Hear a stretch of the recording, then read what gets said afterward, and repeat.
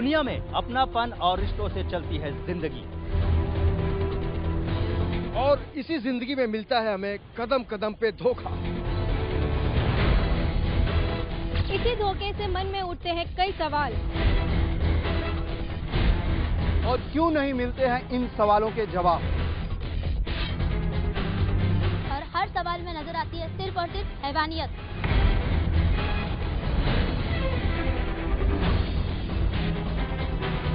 और हैवानियत की ऐसी ही 10 कहानियों को आज हम आपके सामने करेंगे पेश।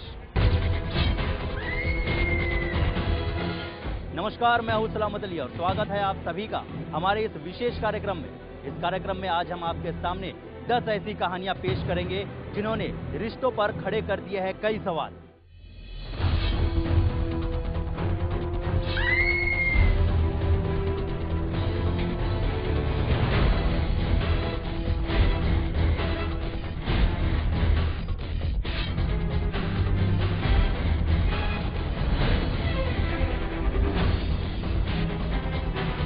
सबसे पहले आज हम बात करते हैं आरुषि हत्याकांड की।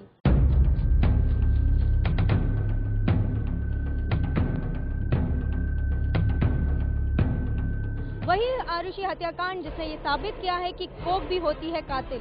आखिर क्या देखा था आरुषि के माँ बाप ने कि जिस बेटी के जन्मदिन की वो तैयारियां कर रहे थे, उसी बेटी को सुला दी मौत की नींद। सीबीआई की जांच में परत दर परत ये बातें सामने आई, लेकिन आखिरकार ये सच्चाई सामने आई कि आरुषि और हेमराज को आपत्तिजनक स्थिति में पाने के बाद बेकाबू माँ बाप बने हत्यारे।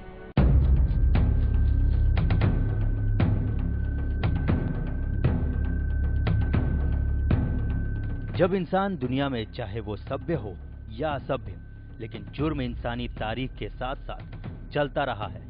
इंसान को आगे बढ़ने की ख्वाहिश और अपने फायदे की लालच ने इंसान को जुर्म की तरफ ढकेल दिया। अब इस फायदे में गैर तो गैर अपने को भी नहीं बख्शा है। कभी इस जुर्म का शिकार भाई हुआ तो कभी चाचा। इतना ही नहीं, बेटों ने गाहे बगाहे किसी न किसी फायदे के लिए बाप को भी नहीं छोड़ा। लेकिन जुर्म ने अब एक कदम और बढ़ा दिया। अपनी औलाद को दुनिया समझने वाले माँ बाप ने अपने ही बेटी की कर दी हत्या।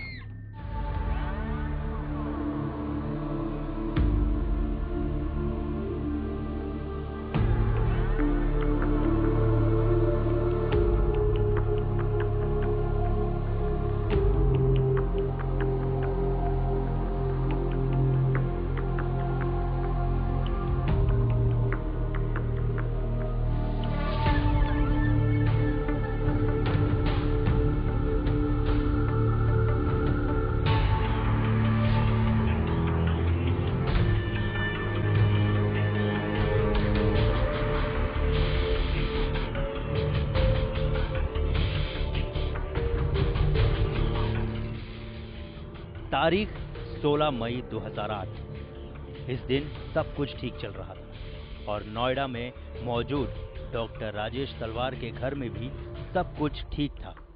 पर अगले ही दिन ये घर सुर्खियां बन गया।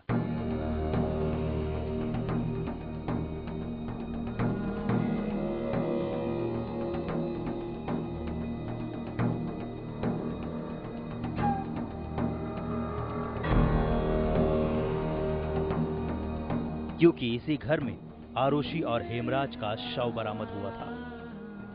आरुषि और कोई नहीं बल्कि डॉक्टर राजेश और नुपुर की 14 साल की बेटी थी।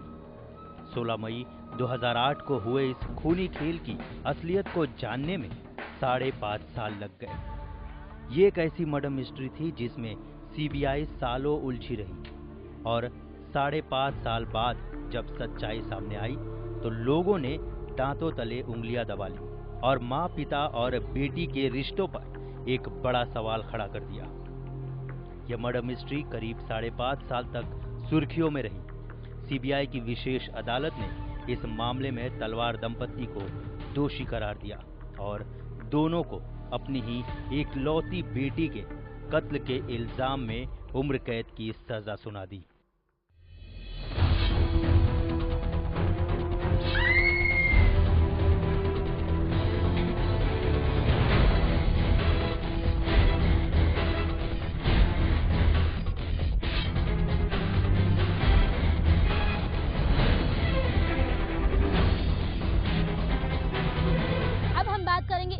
एनकाउंटर मामले की। इस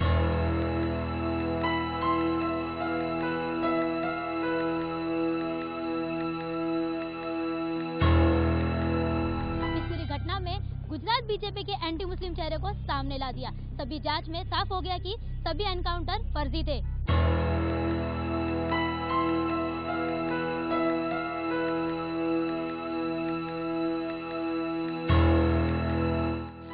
पंद्रह जून 2004 अहमदाबाद में 19 साल की इशरत जहां को जावेद शेख, अमजद अली राणा और जीशान को पुलिस ने फर्जी मुठभेड़ में मार गिराया था। पुलिस का दावा था कि इशरत और उसके साथी लश्कर से जुड़े हुए थे।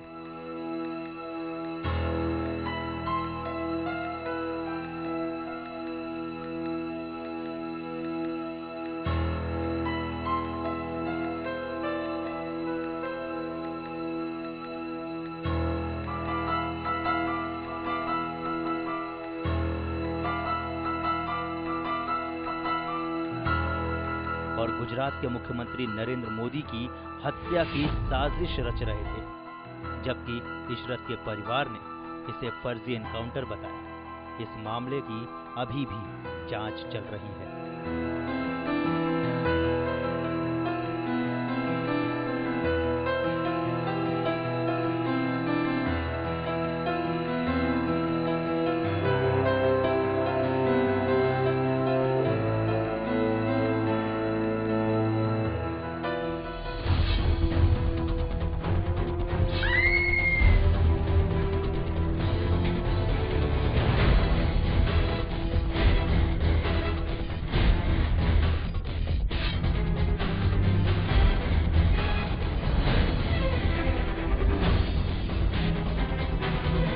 हत्याकांड की बात हो रही है तो भला हम जेसिका लाल मर्डर मिस्ट्री को कैसे भूल सकते हैं।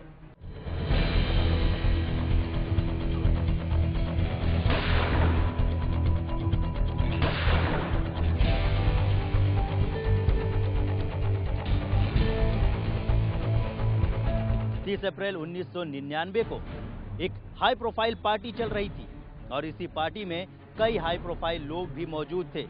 पार्टी रात के 2 बजे के बाद भी चल रही थी, लेकिन समय खत्म हो चुका था शराब सर्व होने का।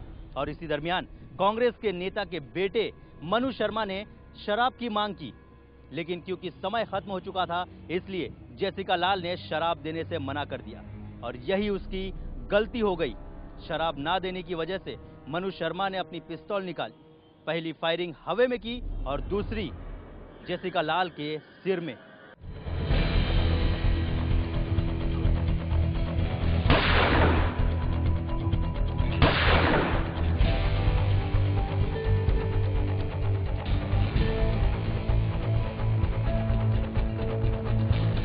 तारीख 30 अप्रैल 1999। जेसिका लाल मर्डर केस ने राजधानी दिल्ली में सनसनी फैला दी थी। 29 अप्रैल 1999 को महरौली स्थित कुतुब कॉलोनेड रेस्टोरेंट में सोशलाइट बीना रमानी ने पार्टी दी थी। इसमें राजधानी की कई नामी हस्तियों ने शिरकत की थी। रात में कांग्रेसी नेता विनोद शर्मा का बेटा सिद्धार्थ वशिष्ठ और मनु शर्मा अपने दोस्तों के साथ वहां पहुंचा था। रात के 2 बज रहे थे। पार्टी में शराब सर्व होने का टाइम खत्म हो चुका था। तभी मनु शर्मा ने जेसिका लाल से शराब की मांग की। जेसिका ने मना कर दी। नाराज मनु शर्मा ने अपनी पिस्तौल से फायरिंग कर दी। पहली गोली हवा में और दूसरी जेसिका के सिर में मारी।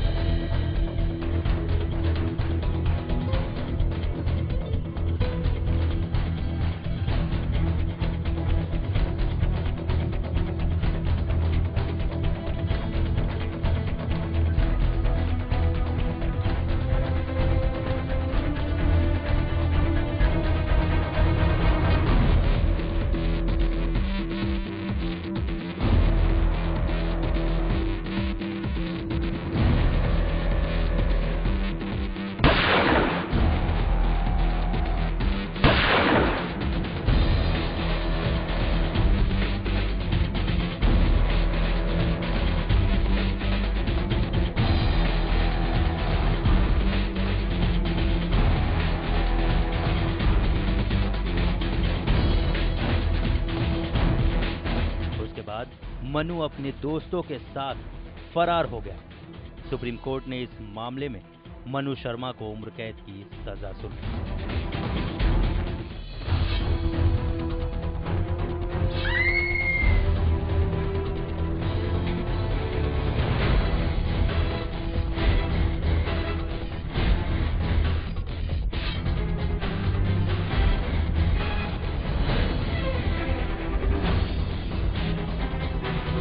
अब हम बात करते हैं दिल्ली की लॉ स्टूडेंट प्रियदर्शनी मट्टू की।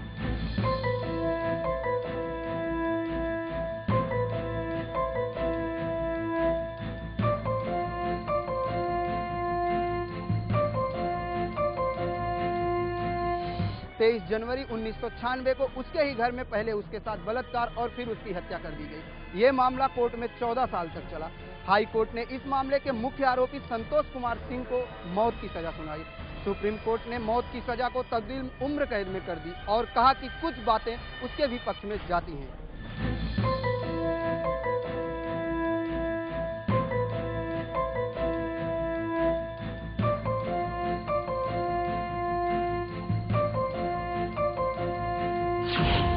23 जनवरी 1996 दिल्ली यूनिवर्सिटी की लॉ स्टूडेंट प्रियदर्शनी मट्टू की जनवरी 1996 में नई दिल्ली स्थित उसके घर में बलात्कार के बाद हत्या कर दी गई थी।